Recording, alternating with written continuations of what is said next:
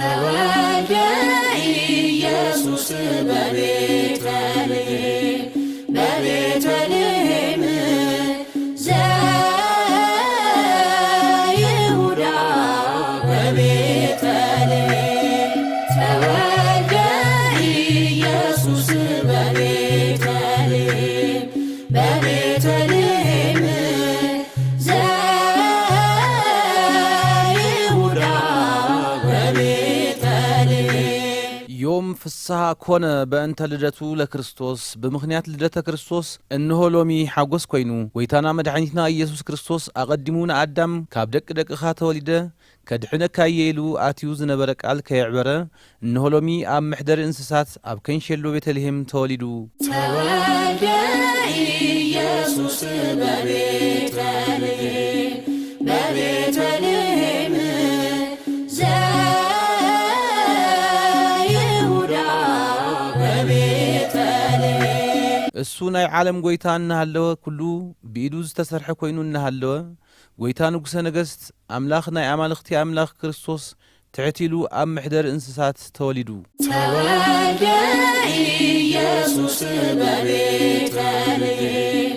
በቤተልሔም ዘይሁዳ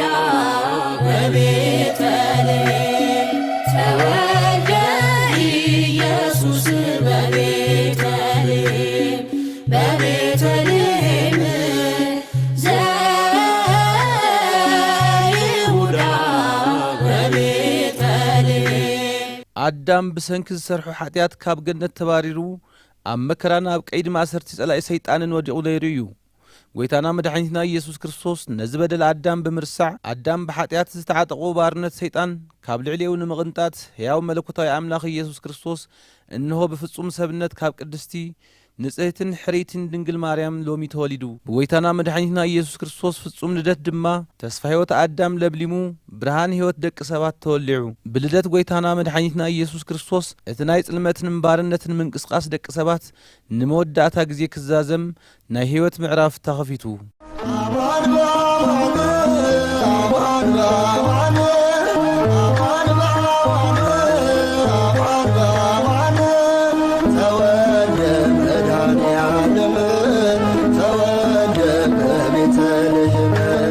ስሕተት ሓጢኣት ይወልድ ሓጢኣት ድማ ሞት የምጽእ ብስሕተት ዝተጀመረ ናይ ኣዳም ናይ ሞት ምዕራፍ ብፍቕሪ ክርስቶስ ቤዛነት ንከብቅዕ እንሆ ጐይታና ክርስቶስ ኣቐዲሙ ብዝኣተወ ቃል መሰረት ኪዳኑ ዓቂቡ ብፍጹም ሰብነት ካብ ቅድስቲን ድንግልን ዝኾነት ማርያም ተወሊዱ ጽልመት ተሳዒሩ ባርነት ተባሪሩ ወዲ ሰብ ካብ ቀይዲ ሰይጣን ተናጊፉ ውሉድነት ኣምላኽ ብልደት ክርስቶስ ዳግም ተኸዲኑ ካብ ዘለዓለም መዋታይነት ናብ ናይ ዘለዓለም ሕያዋይነት ኽብሪ ተሰጋጊሩ እንሆ ሎሚ ሓጐስን ፍስሓን ደስታን ኮይኑ ምኽንያቱ ኸዓ ጐይታና መድኃኒትና ኢየሱስ ክርስቶስ ካብ ቅድስቲ ንጽሕቲ ድንግል ማርያም ተወሊዱ ዮም ፍስሐ ኮነ በእንተ ልደቱ ለክርስቶስ